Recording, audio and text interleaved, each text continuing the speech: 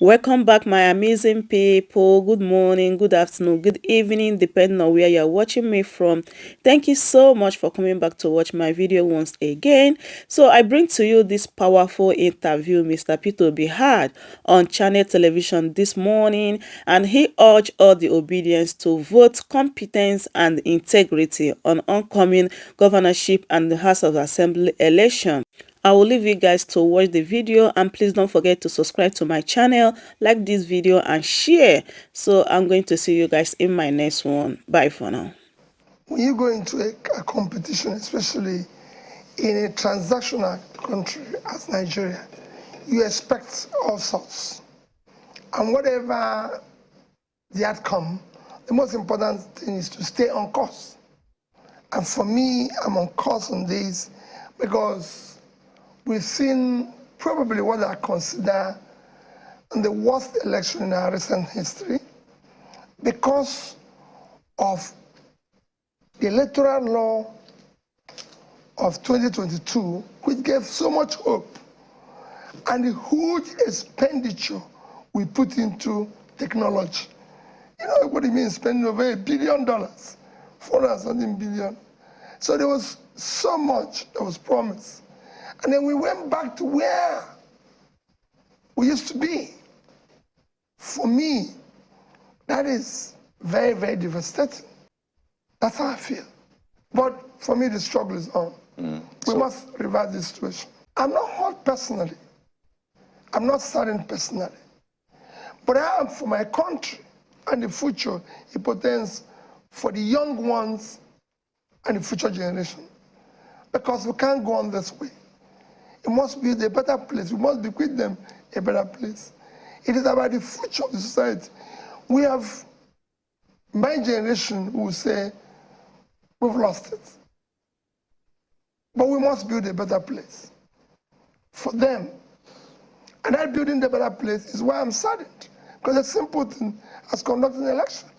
I can assure anybody that if today I'm in service, Nigeria will not spend near what was spent, and we have a first-class election that will be celebrated globally. Look at the editorials globally all over the newspapers, starting from the Financial Times to the Economist to everything, to Chatham House, that doesn't, institutions that don't make comments, is not making comment, bringing us so low in Committee of Nations. Even one of the rating agencies downgraded our rating. Already a junk rating. Why bring us that low again? Look at the speech of the APC presidential candidate at Chatham House. Go and look at my own speech. Go and look at the speech of the INEC chairman in Chatham House. Everybody paid so much emphasis on the law and the technology. In fact, the APC presidential candidate said that the winner, that the BVAS is evolutionary, that the winner of next election requires an overwhelming mandate of the people to have the courage to be able to do the right things for the country. I said the same thing. And the chairman of INEC said it will be there for the world to watch, that they can watch it from there. I mean, what else do you expect, guy? When you promise so much and you didn't even meet the minimum. Whenever there's an election announced globally, what it does is that it uplifts the rating, the status of that society. But every newspaper, I mean, go and read the Punch editorial on Sunday. And this editorial, we have never happened before where we have banned editorial globally and internally, where people are saddened. Go to the airport. If you're not sure, but just when you finish this program, go out on the street and ask people, how do you feel? And they'll tell you. So Nigerians have passed vote of no confidence, not the chairman of Labour Party. an issue of beavers and everything, we have legally, within the law, approached INEC requesting to inspect the materials on which they conducted the election. And I believe they are cooperating. Even when they said they will reconfigure, they've said they are going to put it at the back end server so that we'll be able, after the election. And for me, we don't want to disrupt the process, electoral process that is ongoing. We want to do things in an organized manner because at the end of the day, it's our country. But have you been granted that unfettered access now? It's just 2 days to Yes, we've been granted that, but you know they're going to do elections, so they said when they finish the election, they'll give us ABC, which for me is okay. Okay. Let them do whatever they want to do so that we can have, you know, and I pray that this one become better than the last one. And there's no way the trust evaporated. But they're dealing with the lawyers. We are dealing with the lawyers. I don't go to INEC any longer. I'm not part of it. So has the trust been restored in INEC? Well, I believe the lawyers so far are satisfied. And if they are, like I said, the case is not in court. So it's no longer me trusting or not trusting INEC.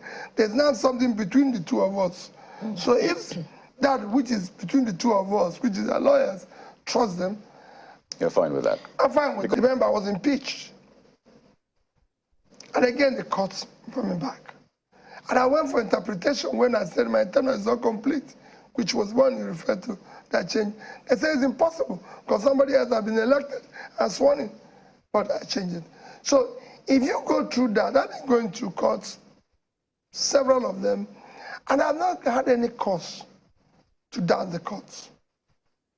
But I can tell you, I believe Nigeria have the best, one of the best judiciary globally. It is we politicians that are trying to, because of our transnational nature, is trying to ensure that everywhere is corrupted. And that I wish the judiciary can start reversing. Even with this case, they are seeing globally what is happening. Globally. People go everywhere in the world and they ask, what happened with Nigeria in the election? Africans are surprised. The giant of Africa can no longer deliver, just election. We're not talking about something great. It's just election. I have confidence that they know the country is collapsing.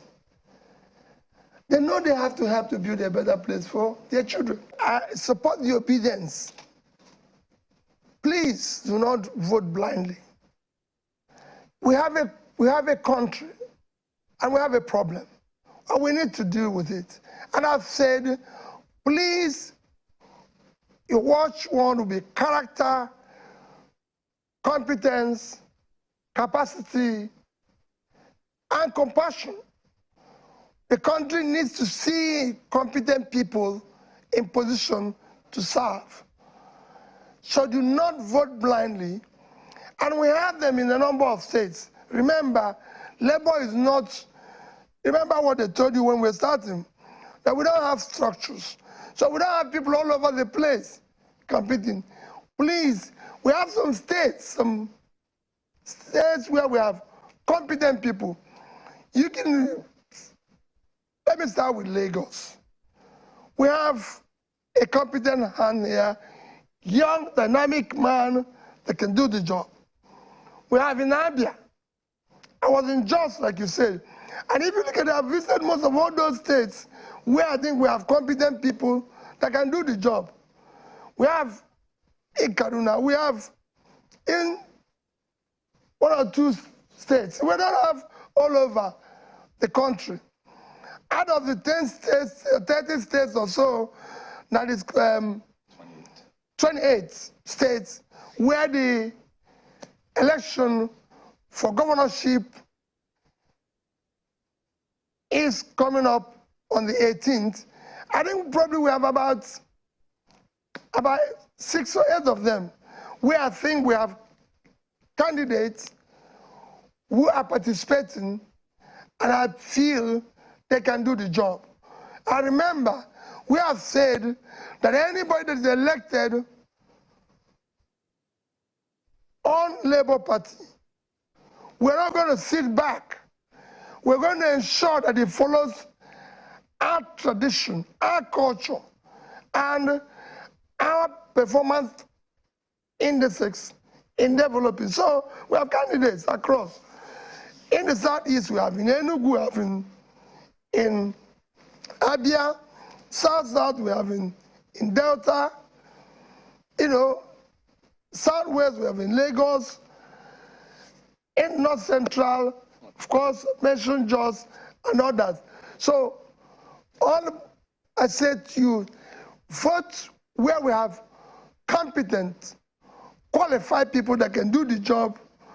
And in other areas, please do the same thing and ensure that the right things are done.